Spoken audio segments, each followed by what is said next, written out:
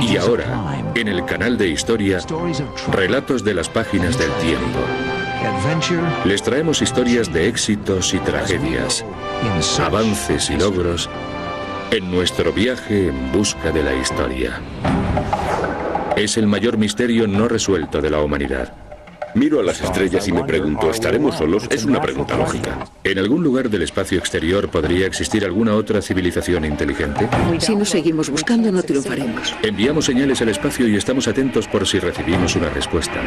El que no los hayamos encontrado no quiere decir que no estén ahí.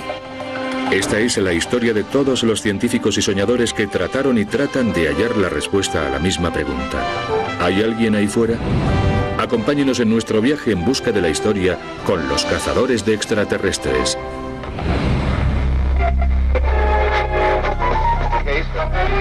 En la noche de víspera de Halloween de 1938, millones de personas de todo el país sintonizan la cadena CBS para escuchar un programa semanal de música. Bulletin is handed me. Martian cylinders are falling all over the country.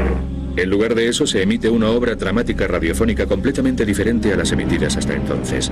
Hoy sabemos que este no es otro que Orson Welles, con los actores de su compañía, la Mercury Theatre, interpretando La Guerra de los Mundos, una pieza dramática de ciencia ficción de H.G. Wells. Pero en 1938, la posibilidad de que unos invasores de Marte estén atacando realmente la Tierra es la prueba de que estamos dispuestos a aceptar la posibilidad de vida en otros planetas.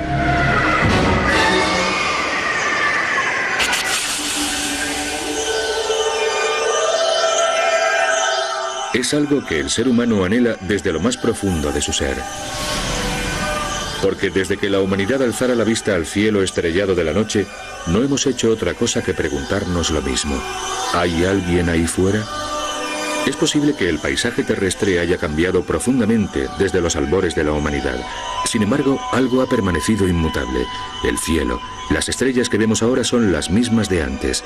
Y como hicieran nuestros antepasados más remotos y desde el principio de los tiempos, hemos tratado de ponerle un rostro sobrehumano al cosmos. Alguna vez nos hemos parado a observar el cielo y nos hemos preguntado lo mismo. ¿Habrá alguien ahí fuera que nos esté mirando desde arriba? En el antiguo Egipto es Ra, el dios Sol. Los antiguos griegos pueblan el cielo con centenares de dioses y diosas a quienes describen en su literatura como seres más allá de la tierra. Además les dan nombres y formas humanas a las constelaciones. Sagitario, el arquero. Orión, el cazador. Hércules, el héroe. Después está esa enorme bola blanca suspendida en el cielo que parece ejercer una enorme influencia sobre la Tierra. Afecta a las mareas, a la siembra e incluso a nuestras emociones. También a ella le atribuimos cualidades humanas. Es el hombre de la luna. Existen indicios de que desde hace ya 2000 años hemos tratado de comunicarnos con ellos. En las altiplanicies peruanas se han encontrado gigantescos dibujos en el suelo, algunos de más de 3,2 kilómetros de diámetro, solo observables desde el aire. Pero las líneas Nazca han sido creadas por un pueblo primitivo para quien la posibilidad de volar ni siquiera existe como idea. ¿Podría haber sido esto la primera pancarta de bienvenida de la Tierra a unos extraterrestres? En el siglo XVI la invención del telescopio cambia muchas cosas y nada. La realidad se confunde con el mito y la superstición, pero la incipiente ciencia de la astronomía solo hace aumentar nuestra convicción de que no estamos solos. A la cabeza de esta disciplina encontramos a Nicolás Copérnico, el astrónomo polaco. Copérnico en el siglo XVI fue quien situó al Sol en el centro en lugar de la Tierra. Esto reemplaza nuestra visión geocéntrica del mundo por una heliocéntrica. Lo que quiere decir, en cuanto al concepto de vida extraterrestre, que la Tierra es ahora un planeta como otro cualquiera y que los planetas se convierten en tierras potenciales. La pregunta que surge en este momento es, ¿cuánto se parecerán a la Tierra todos esos planetas? La literatura y la pintura son las primeras en intentar responder a esta pregunta. Estas son las obras más tempranas de lo que en su día llamaremos ciencia ficción. Mientras los soñadores interpretan el cosmos a través de su arte, los científicos exploran los cielos con lentes cada vez más potentes y cálculos más exactos. Para 1850 hemos descubierto 5 planetas, las manchas solares y un satélite de Marte. En 1877, el astrónomo italiano Giovanni Schiaparelli mira por su espejo y observa algo que asombrará e inspirará al mundo. Alegó haber visto unas líneas rectas que recorrían la superficie de Marte a las que llamó canali, es decir, canales. Esto dio mucho que pensar. Ya no solo que tal vez tuviéramos compañía ahí fuera, sino que podría hallarse bastante cerca de nosotros, a tan solo 56 millones de kilómetros de distancia en el planeta rojo. Sin embargo, la mera posibilidad es suficiente para encender la imaginación de los científicos y soñadores de todo el mundo. En 1865, el francés Julio Verne publica De la Tierra a la Luna, anunciando lo que sería una realidad un siglo más tarde. Los primitivos viajeros estelares de Verne son lanzados al espacio con un enorme cañón en la costa de Florida. A principios del siglo XX, H.G. Wells escribe su novela First Man in the Moon, que trata del encuentro de unos primitivos astronautas con una avanzada raza de criaturas parecidas a insectos. En 1902, el director de cine francés Georges Méliès inaugura el género cinematográfico de ciencia ficción con una película de 16 minutos llamada El viaje a la luna. Sus criaturas del espacio son humanoides con cabezas de pollo y pinzas de langostas. Mientras escritores y directores de cine imaginan la vida en otros planetas, un astrónomo en los Estados Unidos cree estar a punto de confirmarlo. Se llama Percival Lowell. Muchos astrónomos dudaron de sus descubrimientos porque no era astrónomo. En realidad había estudiado matemáticas. Seguramente pensaría, vosotros no habéis visto lo que yo he visto. Tengo las pruebas, venid y mirad por mi telescopio. Desde que era niño, a Percival Lowell le había fascinado la astronomía, pero siempre había sido un pasatiempo. Hacia 1893 lo encontramos convertido en un empresario próspero de Boston, Massachusetts. Entonces, Lowell lee un artículo sobre los canales marcianos de Schiaparelli y su vida cambia para siempre. Deja apartados sus negocios y se dedica por completo a la astronomía. Empieza a estudiar el planeta rojo. En 1895 publica sus primeros descubrimientos en Mars, un libro que se convertiría en un bestseller.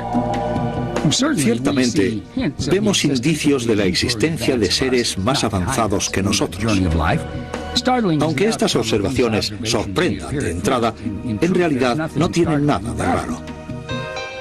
En 1896, Lowell construye su propio observatorio en el lugar más elevado y oscuro al que puede llevar su telescopio de 66 centímetros, en Flagstaff, Arizona. Mientras los vaqueros recorren a caballo el lejano oeste, Percival Lowell está buscando vida en Marte. A finales del siglo XIX, Percival Lowell, el magnate convertido a astrónomo, adquiere fama nacional al realizar la sorprendente afirmación de que ha observado estructuras artificiales en el planeta Marte.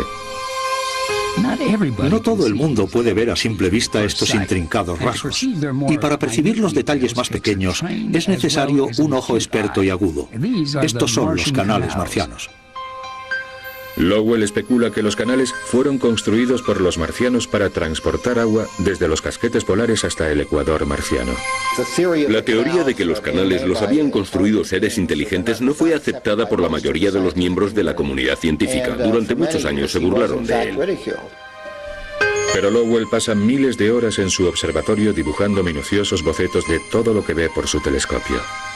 Después convierte los dibujos en mapas y a continuación en globos marcianos. Guardamos varias cosas en los archivos. Están todos sus papeles de trabajo y todos sus manuscritos. Los mapas, los globos, todo esto es un verdadero tesoro, al igual que este observatorio. Y creo que hay que tratarlo como tal. La época de Lowell sirve de estímulo a otros científicos y la investigación extraterrestre toma otro rumbo. Si nosotros podemos verlos, alegan los científicos, tal vez entonces ellos nos vean también. A finales del siglo XIX, el matemático Carl Friedrich Gauss propone plantar enormes franjas de trigo en la estepa siberiana en forma de un enorme triángulo recto. Esto sería un signo ineludible de vida inteligente en la Tierra si alguien lo observara desde el espacio exterior. El astrónomo austríaco Gilson von Dittrau sugirió un plan que consistía en excavar una red de canales de 1,5 kilómetros en el desierto del Sáhara y luego prenderles fuego para hacer señales a nuestros parientes marcianos. En Francia, el científico Charles Cros insta a su gobierno a construir un espejo gigante para reflejar la luz solar hacia Marte. Sin embargo, las ideas más brillantes proceden una vez más de los Estados Unidos.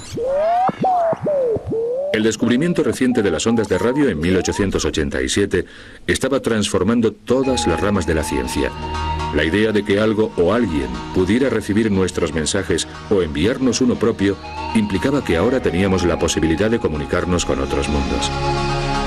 Este era el sueño de Nikola Tesla, un físico e ingeniero serbio afincado en los Estados Unidos.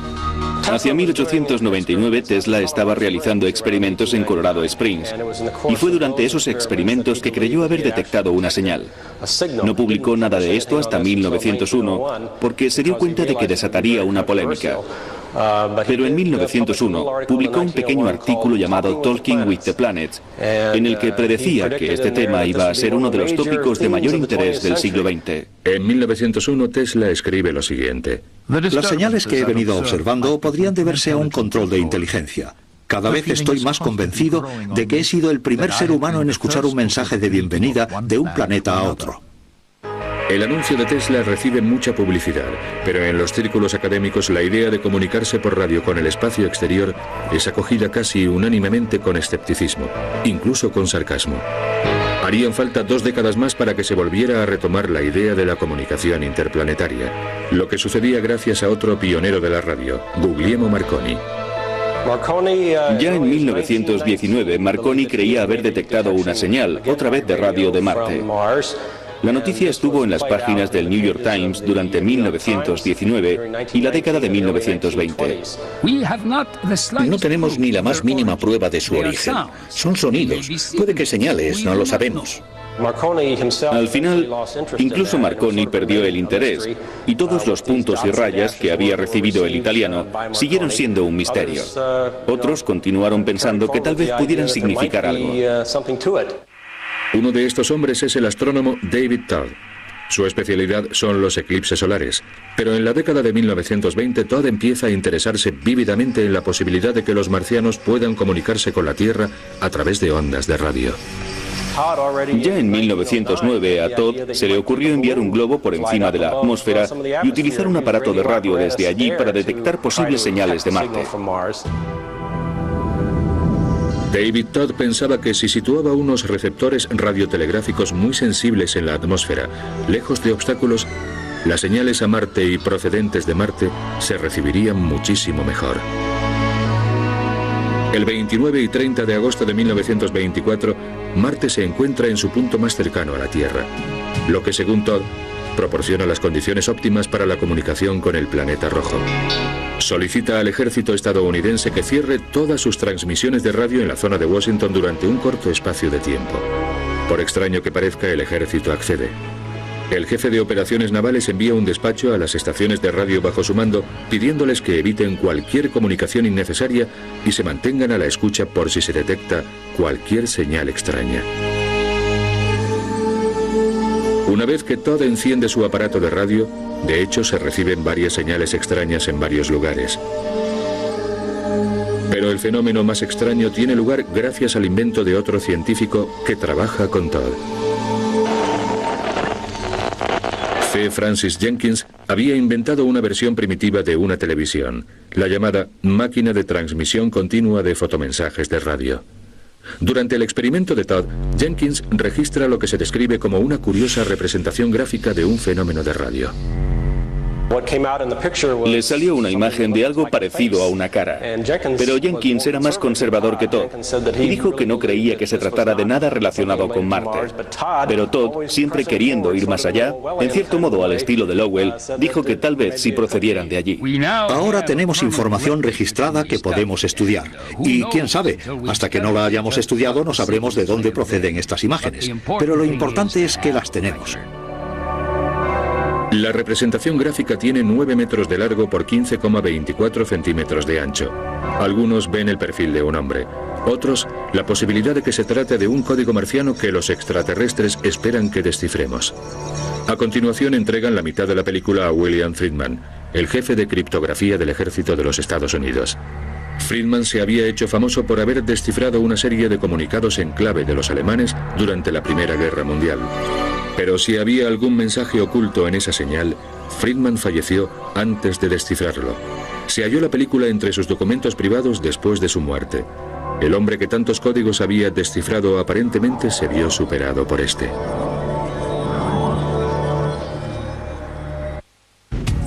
En las décadas de 1930 y 1940, los científicos no dejaban de descubrir nuevos mundos extraños. Continuamente se barajaba la posibilidad de que alguno de ellos estuviera habitado. Por su parte, Hollywood se encargaba de mostrarnos qué aspecto podrían tener los extraterrestres que llegaran a la Tierra. Su versión era bien distinta y nos presentaba a alienígenas que parecían asumir la personalidad de los tiempos. En 1947, un piloto del Servicio Forestal de los Estados Unidos, llamado Kenneth Arnold, estaba sobrevolando el estado de Washington cuando ve lo que describe como discos voladores. Unos días más tarde, en una conferencia de prensa, el ejército de los Estados Unidos parece confirmar la posibilidad de una invasión alienígena en Roswell, Nuevo México. Ha nacido la era de los ovnis. Las autoridades civiles y militares no tardan en recibir miles de llamadas de personas que dicen haber avistado un platillo volante. El cine y la televisión echan más leña al fuego, difundiendo ideas de que seres de otros planetas han visitado la Tierra siempre y lo siguen haciendo. Se había declarado la Guerra Fría y la gente tenía miedo de cosas en el cielo porque después de todo podría tratarse de aviones soviéticos que vinieran a bombardearnos. Además, si estábamos a punto de poder enviar un cohete al espacio, también era posible que los alienígenas pudieran enviarnos uno aquí. Y el público acabó interpretando lo que veía en el cielo como algo alienígena y probablemente hostil. Desde el principio, el ejército de los Estados Unidos participa de este fervor. En 1947 se sabe que las fuerzas aéreas han lanzado el llamado Proyecto Libro Azul para investigar a los ovnis, aunque se lleva a cabo secretamente.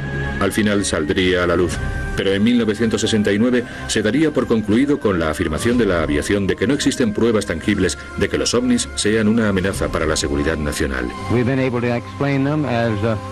Hoaxes as erroneously identified friendly aircraft, as meteorological or electronic phenomena.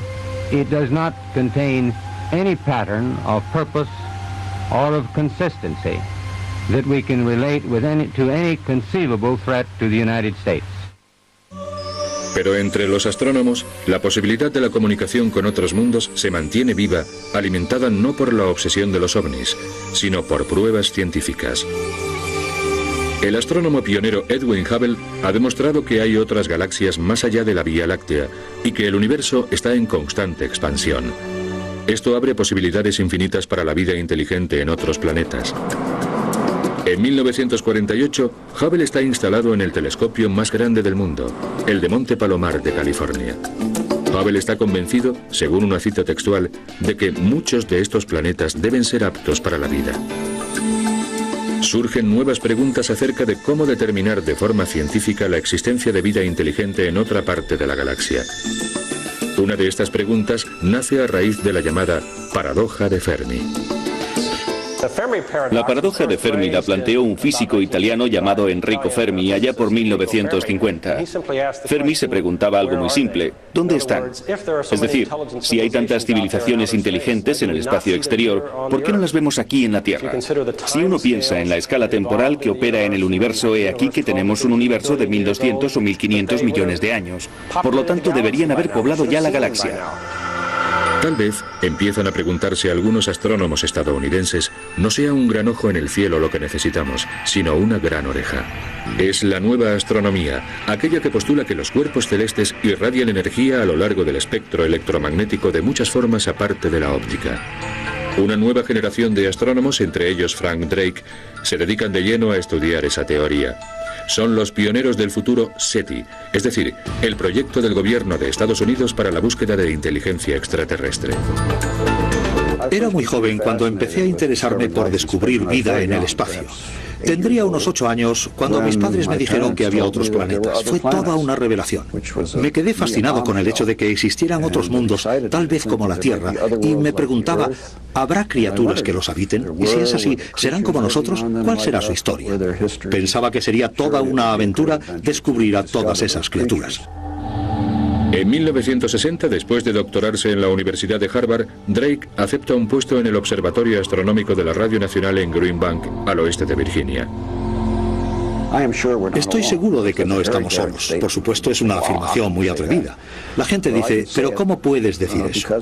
Bueno, pues lo puedo decir porque, primero, hay 400.000 millones de estrellas en nuestra galaxia y una gran parte de ellas son como nuestro Sol. Las circunstancias que produjeron todo esto fueron circunstancias muy normales, de manera que lo que sucedió aquí tiene que haber sucedido en otros lugares. Y si esto no te convence, pues hay otros 100 millones de galaxias. Así que no hay duda de que hay vida en algún lugar del universo, incluso vida inteligente. Durante su estancia en Green Bank, Drake se dispone a probar su teoría.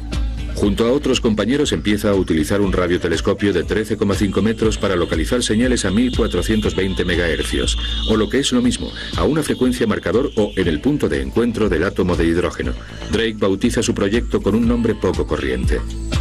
Se me ocurrió llamarlo Ozma porque el lugar que intentábamos encontrar era una tierra lejana, de muy difícil acceso y poblada por extraños y exóticos seres. En la primavera de 1960 se conectan los receptores de Ozma. Inmediatamente, el equipo de Drake obtiene resultados. Era el primer día del proyecto. Llevábamos muchas horas observando nuestro primer objetivo, la estrella Tau Ceti, y entonces enfocamos el telescopio a Epsilon Eridani, la segunda estrella objetivo. Casi inmediatamente oímos algo que nunca habíamos oído antes en todos los años de nuestra investigación. Se trataba de una señal que sonaba como... Era el tipo de señal que se había dicho recibiríamos si otro mundo tratara de comunicarse con nosotros. Mi primer pensamiento fue, ¿así de fácil? ¿No hay más que ir a la primera estrella y encender el aparato? No sabíamos muy bien qué hacer. A continuación enfocan a otro punto, pero cuando vuelven al anterior ya no logran localizar la señal de nuevo. Varias semanas más tarde localizan una señal similar a la primera. En este momento se descarta la posibilidad de que se trate de interferencias de radio procedentes de otro transmisor de la Tierra. Ozma suscitaría un gran interés durante 1961. La Academia Nacional de Ciencias celebra una conferencia en Green Bank para evaluar la posibilidad de comunicación con otros mundos. En este momento, Frank Drake revela una ecuación que situaría la búsqueda de extraterrestres a la cabeza de la investigación científica. La ecuación calcula el número de civilizaciones que podría haber habido o hay en el espacio. La ecuación determina el valor de n, que representa el número de civilizaciones de nuestra galaxia que tienen el potencial para comunicarse por radio. Es una forma de cuantificar las posibilidades que tenemos de recibir un mensaje del espacio exterior. Según Drake, las posibilidades matemáticas son muy buenas. La ecuación de Drake es una atrevida fórmula que conmociona hasta los cimientos al serio mundo de la astronomía. Influirá enormemente en el trabajo de un joven astrónomo llamado Carl Sagan, pero para el ciudadano de a pie no existe. Este prefiere que sus buscadores de alienígenas vayan vestidos con brillantes trajes plateados. Godspeed, John Glenn. En 1961, John Glenn se convierte en el primer norteamericano en describir una órbita completa alrededor de la Tierra y en ver al planeta desde un punto de vista extraterrestre. Así comienza la era espacial. Y por primera vez en la historia, el público observa cómo la ciencia se va pareciendo cada vez más a la ciencia ficción. 5, 4, 3, 2, 1, 0. Ignition. Liftoff. La carrera espacial ha empezado, y al igual que nuestros antepasados más remotos, el objeto de nuestro deseo es también la Luna. El 21 de julio de 1969 lo logramos. Go ahead, Mr. President. This is Houston out. Because of what you have done, the heavens have become a part of man's world. Pero Neil Armstrong, Buzz Aldrin y Michael Collins no están solos ahí arriba. Los investigadores de la vida extraterrestre habían lanzado al espacio una serie de sondas no tripuladas anteriormente. La misión era tomar fotografías y reunir información, aunque algunas contenían también un mensaje especial dirigido a los extraterrestres. Un mensaje no muy distinto al que podrían encerrar los dibujos de las altiplanicies peruanas. It is now okay to talk about intelligent life elsewhere, whereas a decade or two ago it wasn't okay. It was considered Nunca sabremos si el mensaje de Sagan fue recibido por alguien más allá de las estrellas.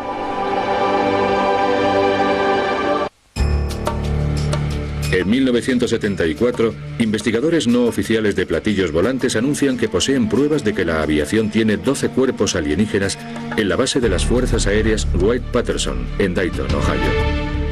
Esto inicia un debate que se prolongará durante muchos años. Las imágenes de extraterrestres de la ciencia ficción de la década de los 50 se ven reforzadas por los programas televisivos y las películas. Se disparan las ventas de libros de ciencia ficción. Lo que la mayoría ignora es que un científico auténtico, Frank Drake, que acaba de estrenar su nuevo observatorio de Puerto Rico, intenta realmente establecer contacto. En 1974 enviamos un mensaje de 3 minutos de 1679 caracteres desde el observatorio de Arecibo. Se trata de una especie de música cósmica y llegará a formar parte de la cultura popular algún día, influyendo en el clásico Encuentros en la tercera fase. Pero en 1974 es una novedad. Cuando se decodifica adecuadamente, se forma una imagen que empieza con un sistema numérico y termina con la fórmula química de una molécula de ADN, la molécula básica de la vida en la Tierra. Es un bosquejo del aspecto de un ser vivo para que vean cómo somos y que básicamente somos primates. Después, debajo de eso, está el dibujo del telescopio, el Arecibo, que es el que ha enviado el mensaje apuntando a un punto. Las dimensiones están escritas a un lado. No solo les decimos el nombre del telescopio que ha enviado el mensaje, sino que la información que incluimos les da una medida de lo avanzado de nuestra tecnología, ya que es el telescopio más potente que tenemos. 3 años después de enviar el mensaje al espacio, se recibe una respuesta. En el Observatorio de Radio de la Universidad del Estado de Ohio, Jerry Eman se encuentra en el panel de control de un receptor de radio al que llaman la Gran Oreja, y que es uno de los aparatos de escucha del sistema SETI del gobierno. Mi trabajo era verme todos los listados del ordenador en busca de algo interesante. Algo por encima de 4 era sin lugar a dudas interesante. Esta señal era de 30. Era tan potente, unas 5 o 6 veces más potente que cualquier otra señal que hubiéramos recibido en el pasado, que me quedé completamente atónito. Escribí inmediatamente en el margen del listado un wow entre admiraciones. Entre una serie de números arbitrarios aparecía una extraña serie de letras. ¿Qué querría decir 6EQUJ5? Es posible que fuera una interferencia, pero con las características de una verdadera señal. Es cierto que nadie sabía qué era, y que no basta con que se produzca una vez. Es como si mi vecino me dice que ha visto un fantasma, pero cada vez que vamos a su casa no aparece. Pues lo siento, el haber visto a un fantasma una vez no prueba en absoluto la existencia de fantasmas. SETI sigue vigilando. Durante la década de 1980, los científicos se convierten en protagonistas de la historia. La búsqueda de vida extraterrestre inteligente va despertando gradualmente el interés y el apoyo de la comunidad científica internacional. SETI se convierte en una prioridad en el presupuesto nacional y los fondos federales, que a principios de los 70 ascendían a unos cuantos cientos de miles de dólares, se convierten en más de 10 millones de dólares a principios de los 90. Pero entonces, el 12 de octubre de 1992, irónicamente en el 105º aniversario del descubrimiento de América por Colón, el Congreso recorta el presupuesto para el programa SETI y en menos de un año cierra definitivamente el grifo.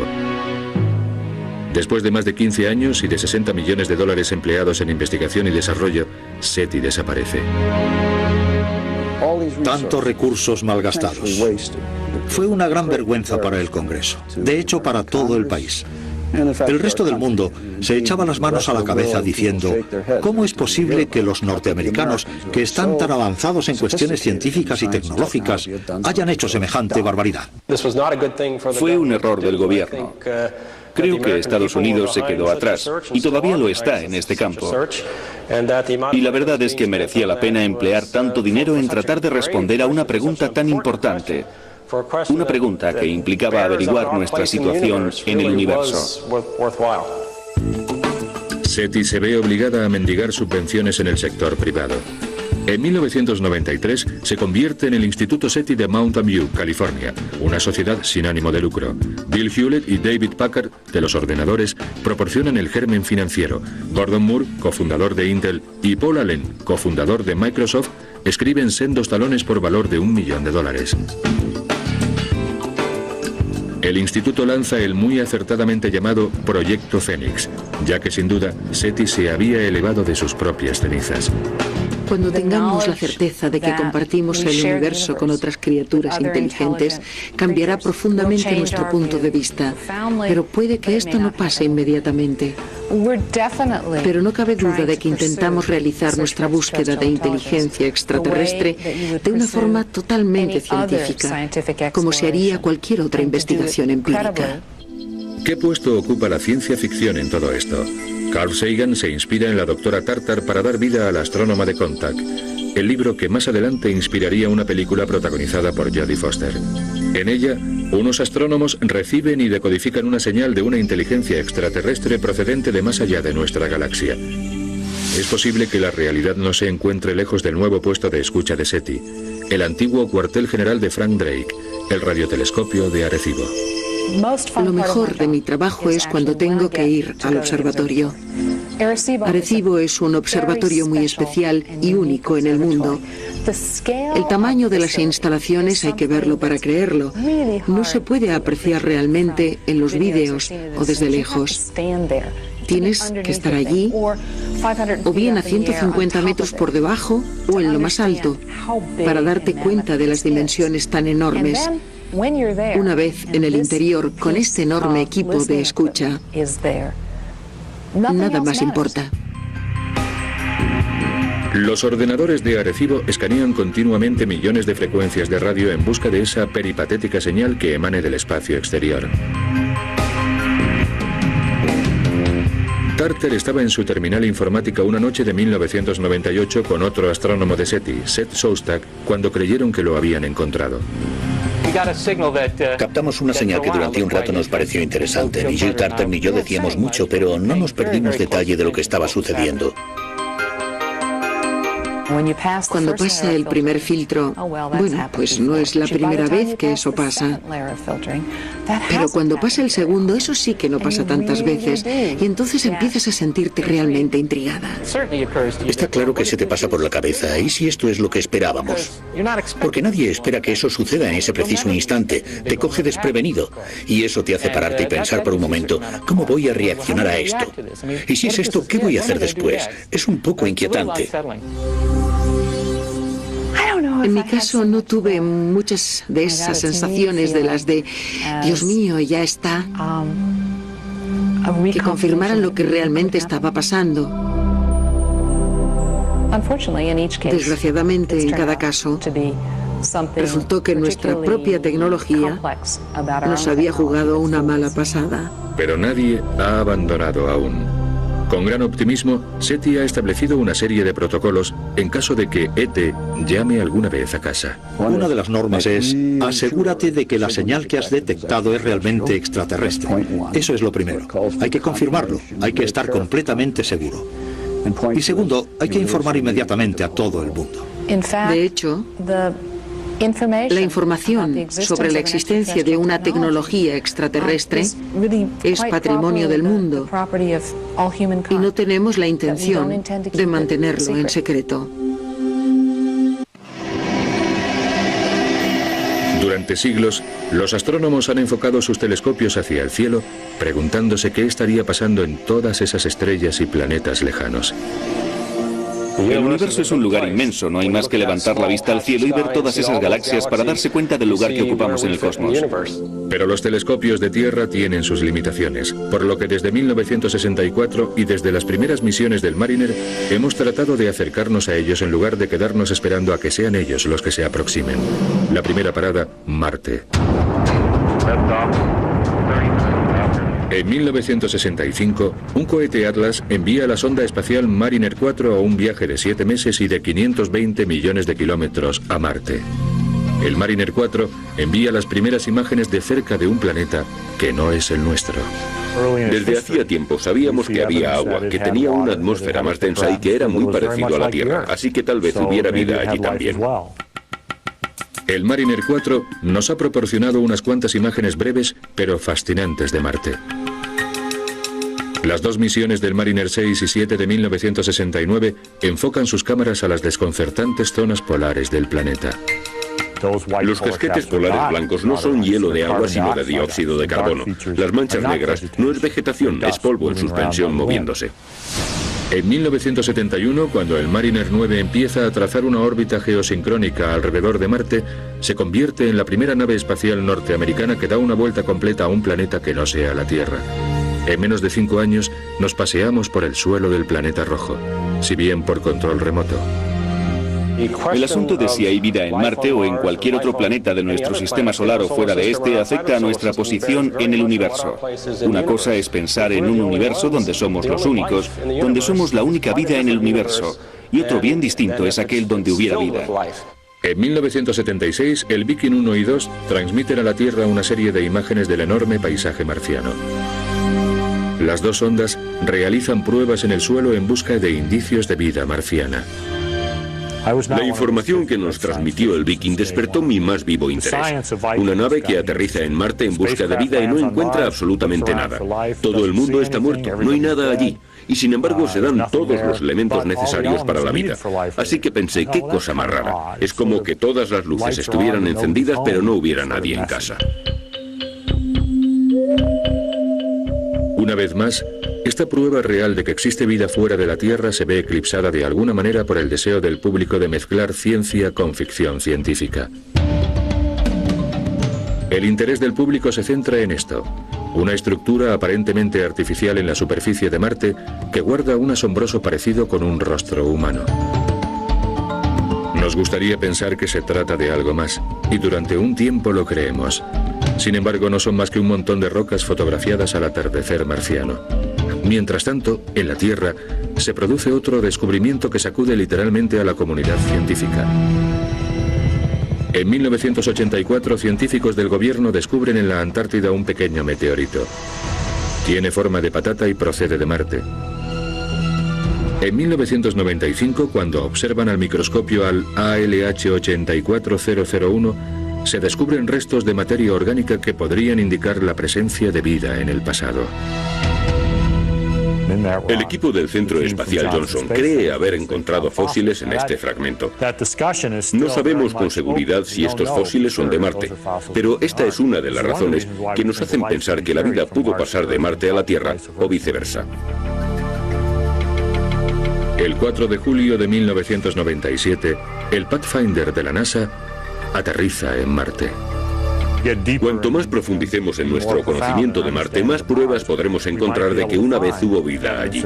Hay dos posibilidades. Una es que vamos a Marte y encontramos fósiles y vida, y resulta que es un tipo de vida como la nuestra.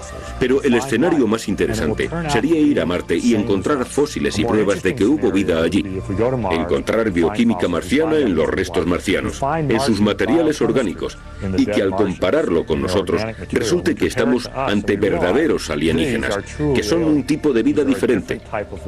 Sería el segundo génesis de la vida. En el fondo siempre he pensado que somos demasiado conservadores. Sin embargo, si te paras a examinar la biología de la Tierra, te das cuenta de que una de las características esenciales de la vida es su oportunismo, su adaptabilidad. Pero nosotros, con nuestra forma conservadora de pensar, tendemos a decir, la vida solo puede existir en planetas como la Tierra. Pero me apuesto lo que sea a que nos vamos a encontrar con mundos donde la vida no sigue las leyes que nosotros conocemos. ¿En qué momento se arroja la toalla? Cuando llevas en esto 10 o 20 años, es fácil decir, vale, se acabó, no están ahí. Pero por supuesto la respuesta es no. Solo porque no los hayas encontrado no quiere decir que no estén ahí. Han pasado más de 100 años desde que Percival Lowell especulara acerca de la vida en Marte. Y aunque parece ser que en Marte jamás existió la avanzada civilización que Lowell había profetizado, nos ha dejado un legado inquebrantable en cultura popular y ciencia. Lowell se equivocó en los detalles, pero tenía razón al plantear la gran pregunta y no se equivocó al elegir el planeta. Tuvo razón al decir que la búsqueda de vida es lo más interesante del estudio de las estrellas o cuando vamos al espacio. Y tenía razón al suponer que Marte sería el primer planeta que nos iba a proporcionar respuestas con sentido. Creo que el espíritu de Lowell sigue vivo hoy en día en científicos como nosotros, que consideramos a Marte como el planeta más interesante, aparte de la Tierra, en cuanto a la historia de la vida.